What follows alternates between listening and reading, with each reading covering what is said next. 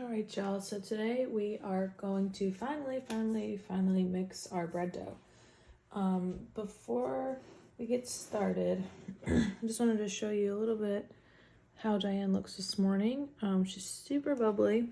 That's exactly what we want. I have already used her once, so I didn't think to show you the peak at first, but you can see how high she's risen. She's super bubbly, super ready to go. She's gonna make some really great loaves for us today. Go over our tools again really quick. We've got our starter, we've got our flour, some warm water, salt, mixer with a mixing bowl, a dough hook. Like I said, I've already mixed some dough this morning, so I just keep reusing the same bowl because I can only fit 2 loaves at a time in here.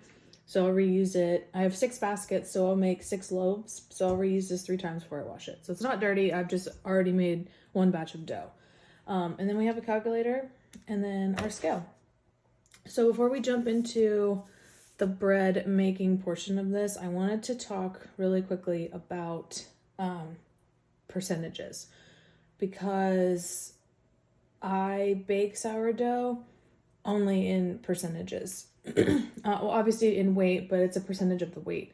So you can bake anything in just percentages. The way that it works is that if your recipe says, 100% flour, 20% starter, 2% salt, and 60% water, right? The 100% flour is going to be however much flour you want. So let's say the way I do it is my loaf is 500 grams of flour. So that's 100% of the flour is always going to be equal to 100%. So in order to get your 20% starter, all you're going to do is you're going to multiply 500 by 20%. So we're going to take our calculator, we're going to go 500 times 20%. It's 100 grams. So we're going to use 100 grams of starter. And then to get our salt value, we're going to do 500 times 2%. So we're going to have 10 grams of salt. That's our salt value. And then as far as the hydration of your dough goes, it's dependent on what kind of flour you're using and what you're comfortable with. So I prefer a lower hydration for my doughs because they're easier to work with. And I do like to use all-purpose flour if I have it, or because I usually have an abundance of it. I don't usually have an abundance of bread flour. So lately I've been doing 55% hydration for my loaves. So we'll do 500 times 55. And that's going to be 275 grams of water. And like I said, I make 2 loaves in this bowl at a time. So we're going to basically double all of that. So if our flour is 100%, it's going to be 1,000 grams. So we're going to multiply that by 55. So it's 550 grams. Obviously, you don't all the time need a calculator for this stuff if you're really savvy with the percentages and the math.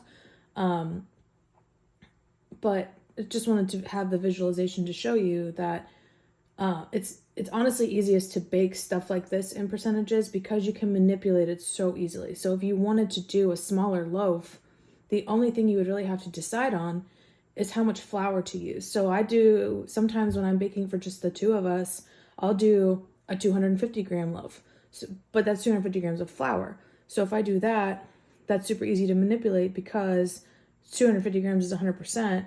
How much starter do I need? Oh, I just multiply it by 20%. I get 50 grams. So I just need 50 grams of starter for my little mini loaf, right? And same thing with the water. So we'll do 55% water, 137 grams of water, and stuff like that. So I like to bake specifically bread in percentages. You can bake any bread in percentages. I actually have an entire book. What is it called? It's called Bread Baking, Professional Bread Baking or something of that nature. And it will give you measurements in metric. It'll give it to you in our US customary measurements, and then it'll give you percentages in the 3rd column. So you can choose grams, pounds and ounces, or just percentages. And that way you can manipulate it up or down. So like I have 3 bowls that are a similar size to this. So I can't make a batch of dough that's like, 28 pounds in one batch. That's ridiculous. So if I'm able to use percentages to cut down the size, that's more easily able to fit the equipment that I have, that's the way I'm going to go about it. Okay, enough math talk for now. Unfortunately, this portion is all math, which I like, but you know, whatever. So basically, we're just going to start, and we're going to scale all of our ingredients directly into the bowl. So we zero it out. We're going to make 2 loaves. So do 550 grams of water. Again, I like to use warm water. This water was warm, but it kind of sat here for a few minutes and it's kind of cold in here, so it's a little bit cooler than I wanted, but it's fine. It's not going to matter because we're going to be messing with it kind of all day. A little bit too much.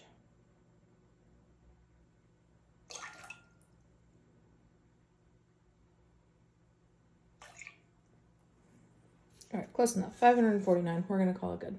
All right, we're going to zero it out again. So for 1 loaf, we need 100 grams of starter to have the 500 grams of flour. So for 2 loaves, we're going to do 200 grams.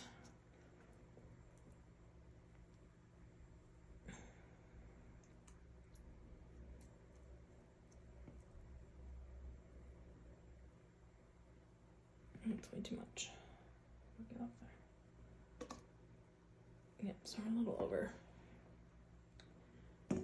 Again, usually going over like a little bit isn't a big deal to me, but I just don't want to use up all my starter because I need him. We're also making focaccia later, so I need to make sure that I have enough starter. Okay.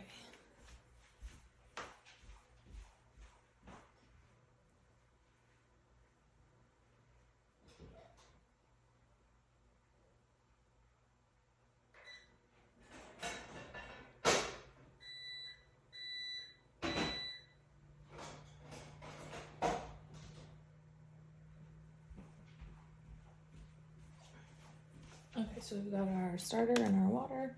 Next, we're gonna go flour. So we need 1,000 grams of flour. Sounds like a lot. It's not really.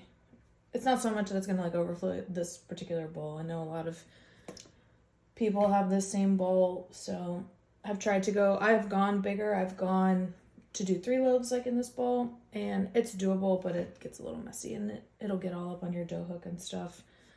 And it's just really a pain to clean out the mixer, clean out everything, all the little crevices afterwards.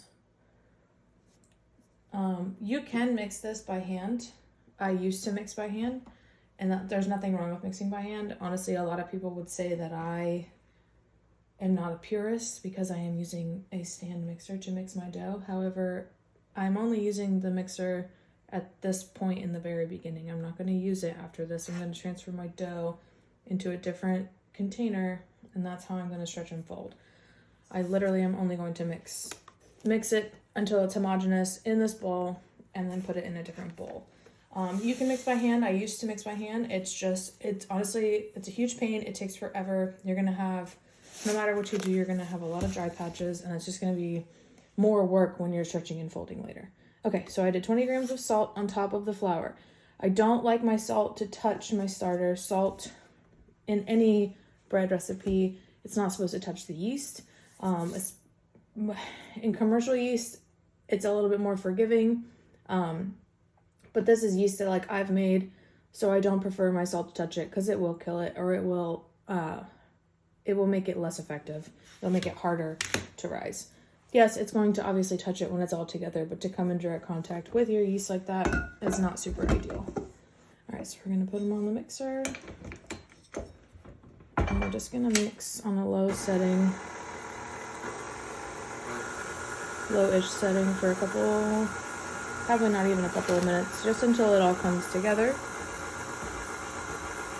And then I also have this Pyrex dish. Again, it's not dirty. I used it for the exact same thing earlier, so I'm just reusing the same plate. I want to, stress that I'm not using dirty equipment. I just did the same thing earlier, so I'm not washing everything if I'm going to put the exact same thing back into my dishes. It's just to mitigate doing so many dishes and using so much water.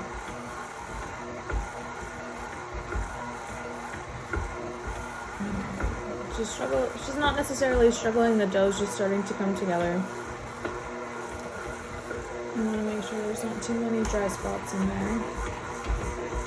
Turn it up a little bit.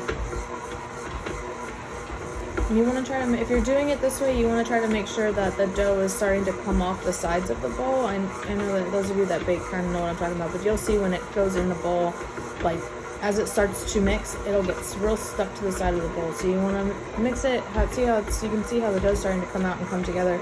You want to mix it just a little bit longer, so that way a majority of what's stuck on the side can come off of the bowl. And the bottom. So the bottom looks really clean. That's really what you want, because that's where your dry stuff is going to get stuck, is all along the bottom. So our bottom looks really clean. We're going to clean off our dough hook here. Take him off. And then you're just literally going to transfer him into this dish. And press him down, and then I'm going to cover it with plastic wrap, and it's going to sit on the counter. And then we're going to continue here in about 45 minutes to an hour with stretching and folding.